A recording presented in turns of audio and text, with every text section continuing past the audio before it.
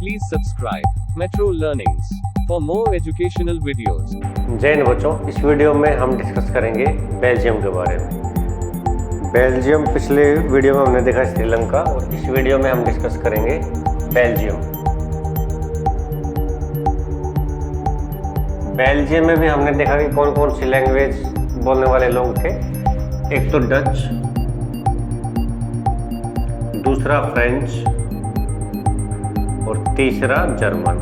ये तीन भाषाएं बोलने वाले लोग थे, ठीक है। तीन लिंग्विस्टिक ग्रुप थे। डच कहाँ पर थे? मेजॉरिटी में थे पूरे देश में। याद है आपको कितनी परसेंट पॉपुलेशन थी डच की? 60%, ठीक है। फ्रेंच, ये मेजॉरिटी में थे और कहाँ पर थे? मेजॉरिटी कंट्री की कैपिटल में, ब्रुसेल्स में। इनको अभी छोड़ दो, ये भी माइनॉरिटी में ही थे। ये हर जगह पर माइनॉरिटी में थे, कैपिटल में भी और पूरे देश में भी। और श्रीलंका में मेजॉरिटी में कौन थे? सिन्हाला थे। माइनॉरिटी में कौन थे? तमिल थे। श्रीलंका ने क्या किया? सिन्हाला लैंग्वेज को अपनी ऑफिशियल लैंग्वेज बनाया, ठीक है। ऐसी पॉलिसी लेकर आए, ऐसे कॉन्स्टिट्यूशन में अमेंडमेंट किए, ऐसे एक्ट बनाए जो कि सिन्हाला के फेवर में थे, तमिल के अगेंस्ट में थे। और बाद में उन्होंने जो जेला हुआ, आपने पिछली वीडियो में पढ़ ही चुके हैं कि वहाँ पर जो सिविल वॉर हुआ, लोग मारे गए, बहुत सारा नुकसान हुआ।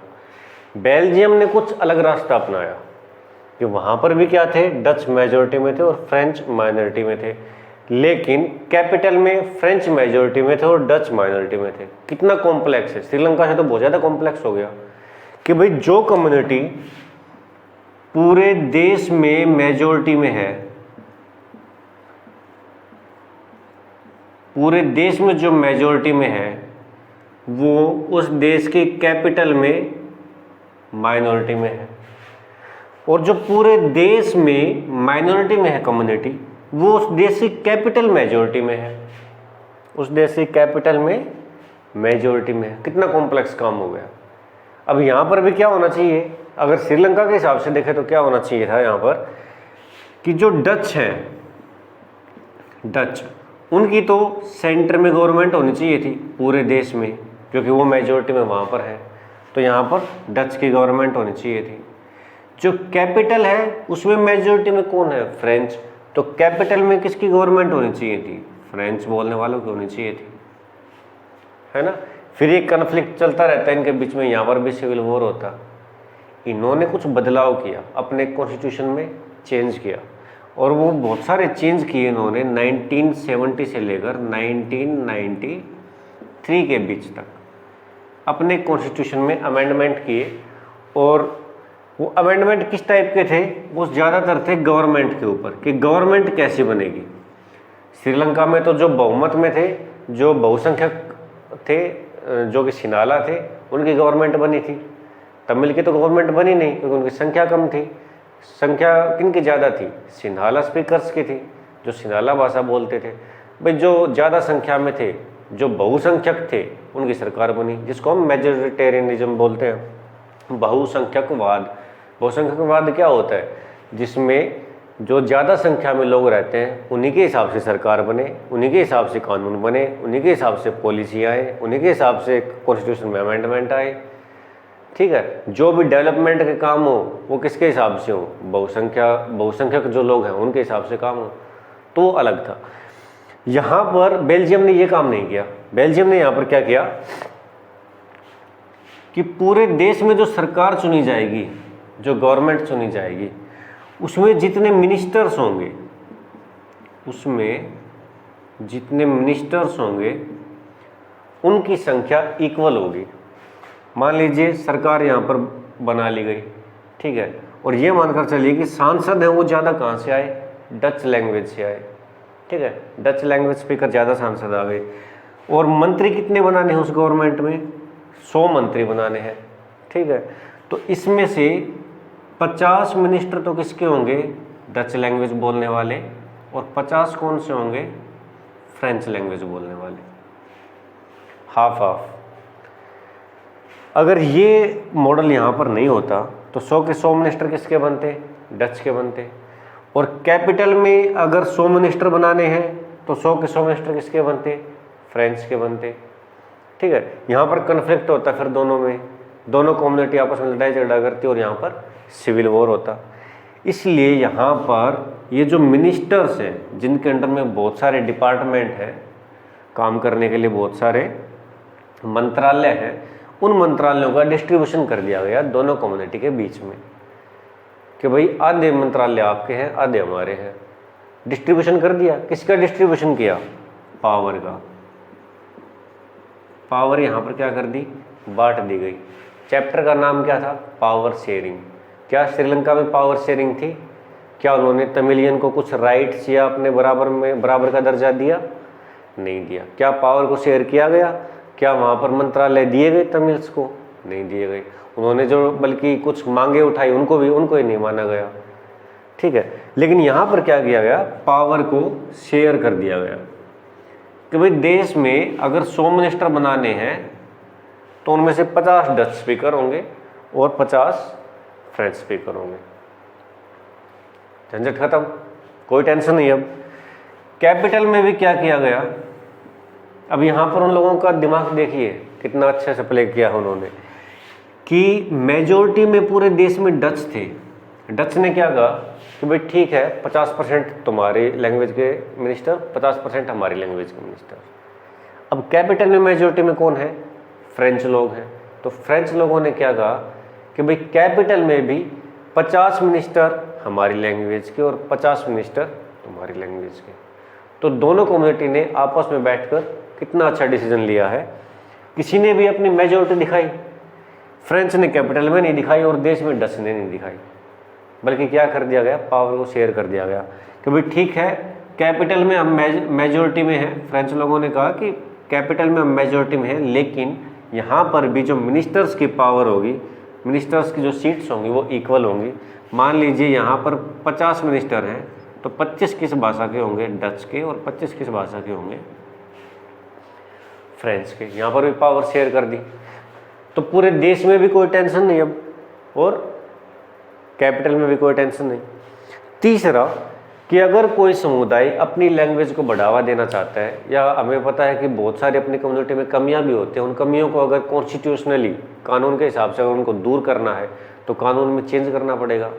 ठीक है, अब एक तीसरी गवर्नमेंट और बनाई गई जिसको बोलते हैं कम्युनिटी गवर्नमेंट। Community government. दूसरी कौन सी थी? State government. State government. और फर्स्ट कौन सी थी? Central government. Central government. ठीक है, तो सेंट्रल गवर्नमेंट में इक्वल मिनिस्टर, स्टेट गवर्नमेंट में इक्वल मिनिस्टर, और जो कम्युनिटी गवर्नमेंट है उसमें क्या किया गया? 3 स्पीकर्स थे, डच, फ्रेंच और जर्मन। तीनों ही अपनी सरकार बनाएंगे और हर एक कम्युनिटी की एक सरकार होगी जो उस कम्युनिटी के रिगार्डिंग डिसीजन लेगी। कि डिसीजन किस बारे में लेगी? अगर लैंग्वेज में कुछ सुधार करना है, लैंग्वेज के रिगार्डिंग कोई चेंज करना है, मान लीजिए डच जो स्पीकर हैं वो चाहते हैं कि भाई हम तो हमारे कुछ कल्चर में चेंज करेंगे। ठीक है, जैसे हमारे हिंदू धर्म में भी जो संविधान के हिसाब से कुछ चेंज किए गए कि बच्चों की जो शादी की उम्र है वो कितनी होनी चाहिए, कितनी, हिंदू एक्ट जो हमारा है उसके अकॉर्डिंग। तो अगर वो भी अपनी चेंज करना चाहे तो डच जो स्पीकर्स हैं उनकी कम्युनिटी जो है उसके कानून में फ्रेंच बदलाव नहीं कर सकते और ना ही जर्मन बदलाव कर सकते। उसमें कौन बदलाव कर सकते हैं? केवल डच स्पीकर। इनकी एक अलग से गवर्नमेंट होगी। ऐसे ही फ्रेंच कम्युनिटी को अगर अपने कानून में कुछ संशोधन करना है, अपनी लैंग्वेज में, अपने कल्चर में, अपने ट्रेडिशंस में, तो डच उसको चेंज नहीं कर सकते, जर्मन उसको चेंज नहीं कर सकते। केवल किसकी गवर्नमेंट चेंज करेगी? फ्रेंच की करेगी। ऐसे ही जर्मन का है। तो कम्युनिटी गवर्नमेंट भी यहाँ पर कितनी है? 3 कम्युनिटी गवर्नमेंट है। डच की अलग से है, फ्रेंच की अलग है, जर्मन की अलग है, और उसका काम केवल यही है कि अपने समुदाय के कानून है, नियम है, परंपराएं हैं, अगर उनमें कुछ संशोधन करना है, कुछ अमेंडमेंट करना है तो डिसीजन कोई दूसरी गवर्नमेंट या दूसरी लैंग्वेज के लोग नहीं लेंगे, बल्कि उसी लैंग्वेज, उसी कम्युनिटी के लोगों की जो सरकार होगी वहीं उसमें बदलाव कर सकती है, चेंज कर सकती है। तो बेल्जियम में हम देख सकते हैं कि कितना अच्छा मॉडल लेकर आए हैं वो। हालांकि यहाँ पर भी अगर ये मेजोरिटेरियनिज्म के ऊपर चलते, बहुसंख्यकवाद के ऊपर चलते, तो सेंटर में डच की गवर्नमेंट बनती, कैपिटल में जो फ्रेंच स्पीकर हैं उनकी बनती, और फिर यहाँ पर कॉन्फ्लिक्ट पैदा होता, आपस में कहीं ना कहीं लड़ाई झगड़ा करते, सिविल वॉर होता, आर्थिक नुकसान होता। अब यहाँ पर कोई भी सिविल वॉर नहीं हुआ। हमें यहाँ पर ये तो देख रहे हैं कि भाई 3 तरीके की गवर्नमेंट है, कितना उलझा हुआ मामला है, कितना कॉम्प्लेक्स है ना, काफ़ी जटिल मामला है, लेकिन ये बहुत अच्छे से काम कर रहा है। इस देश ने अपने देश को टुकड़े होने से बचा लिया। जैसे श्रीलंका में तमिल जो लोग थे उन्होंने क्या डिमांड कर दी थी, अलग स्टेट की डिमांड कर दी थी, वो तो लास्ट में आकर कमज़ोर हो गए, और इस वजह से जो LTTE थी और जो लीडर्स थे तमिल के, उन्होंने मान लिया कि भाई ठीक है, हम अलग स्टेट की अब डिमांड नहीं करेंगे। आर्मी के बलबूते के ऊपर श्रीलंका की गवर्नमेंट ने उसको मनवा लिया।